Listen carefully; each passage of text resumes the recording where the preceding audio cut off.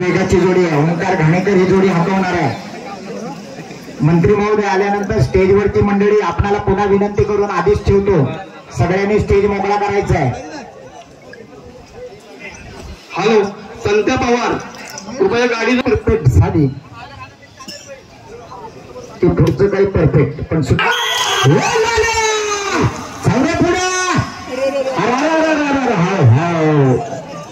चला होण्याचा साहिल बने काय वासर पडतात. फिरो फिरो फिरो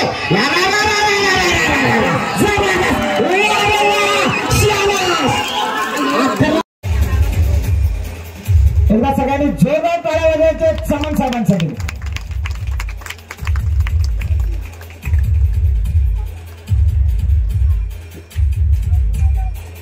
माडिक त्या सर्वांचं म्हणजे अण्णांचं, आपल्या सगळ्या अण्णांसाठी एकदा टाळ्या होऊ द्या.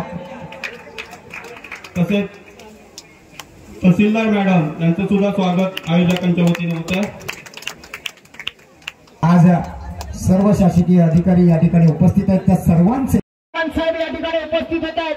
सामंत साहेब या ठिकाणी वाडा बेसराड गावामध्ये आपल्या सगळ्या कार्यकर्त्यांची छत्रपती शिवाजी महाराजांच्या पुतळ्याला पुष्पहार अर्पण करतायत पालकमंत्री. जय जय भवानी, जय शिवाजी. कृपया आमचे या विभागाचे नेते राजेंद्रजी माडिक साहेब. पूर्वी माननीय पालकमंत्री उपस्थित शेतकऱ्यांना त्या व्यासपीठावर उपस्थित असलेले या जिल्ह्याचे माजी जिल्हा परिषदेचे अध्यक्ष आदरणीय राजू अण्णा माडिक, शिवसेनेचे जिल्हा प्रमुख राहुलजी पंडित, आमचे प्रांताधिकारी, आमचे तहसीलदार, गावचे सरपंच, माजी सरपंच आणि मोठ्या संख्येने उपस्थित शेतकरी बंधू आणि भगिनींनो, मी राजू अण्णांना मनापासून धन्यवाद देतो की या स्पर्धेच्या निमित्तानं पुन्हा एकदा माझ्या लहानपणीची आठवण राजू अण्णांनी मला करून दिली.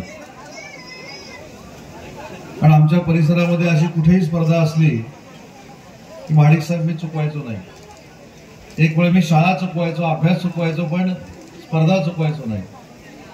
पण ही स्पर्धा आणि त्याला आलेले विविध जिल्ह्यातून स्पर्धक बघितल्यानंतर ही स्पर्धा यशस्वी झाली म्हणून तुमचं सगळ्यांचं मनपूर्वक मी अभिनंदन करतो. नांगरणी करणं, पेरणी करणं, लावणी लावणं या सगळ्या प्रथा परंपरा आपल्या कोकणातल्या आणि रत्नागिरी जिल्ह्यातल्या सगळ्या शेतकऱ्यांना माहिती आहे. पण ही अभिनव स्पर्धा आहे. अशी स्पर्धा मला असं वाटतं की कुठंच होत नाही. ही अभिनव स्पर्धा आहे आणि या अभिनव स्पर्धेमध्ये जिद्द लागते, चिकाटी लागते आणि संयम देखील लागतो. कधी कधी चांगली नांगरणी करणारी गाडी देखील या स्पर्धेतनं बाद होते आणि कधी कधी पहिल्यांदा आलेली गाडी देखील विजयी होते.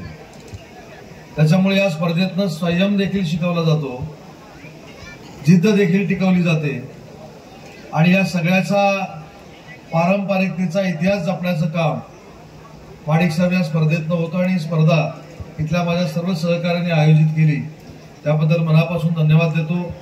आणि आज योगायोग आहे, आज या स्पर्धेची सुरुवात आपण छत्रपती शिवाजी महाराजांना अभिवादन करून केली.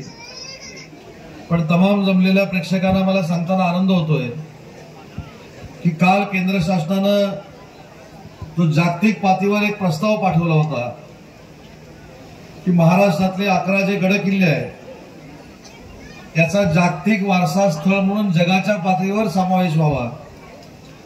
आणि अण्णा मला सांगताना आनंद होतोय की छत्रपती शिवाजी महाराजांचे महाराष्ट्रातले 11 किल्ले हे जागतिक वारसा स्थळ म्हणून जाहीर झालेले आहेत. सांगण्याचा हेतू एवढाच आहे की छत्रपती शिवाजी महाराज हे महाराष्ट्राचं आराध्य दैवत आहे, आपल्या काळाचं आराध्य दैवत आहे.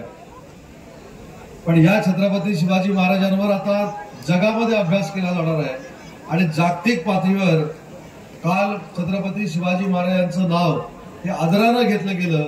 हा आपल्या सगळ्यांसाठी अभिमान आणि स्वाभिमान आहे. आणि आज या परिसरामध्ये आल्यानंतर अजून एक आनंदाची गोष्ट सांगतो की आपण जो एक संकल्प केला होता छत्रपती संभाजी महाराजांच्या स्मारकाचा, त्याला देखील मूर्त स्वरूप आलेलं आहे. आजच त्याचं प्रेझेंटेशन आहे. सोमवारी पुन्हा एकदा शासनाकडे त्याचं प्रेझेंटेशन आहे आणि पुढच्या 2 महिन्यामध्ये आपण छत्रपती संभाजी महाराज यांच्या स्मारकाच्या बांधकामाला देखील सुरुवात करतोय। ही देखील आनंदाची गोष्ट आहे। त्या परिसरातल्या जनतेला मला सांगायची होती। आज मला इथे बोलवलं, माझा आदर सत्कार केला, त्याबद्दल मनापासून आपल्याला धन्यवाद देतो। चालू ठेवावी ही विनंती करून थांबतो। जय हिंद, जय महाराष्ट्र।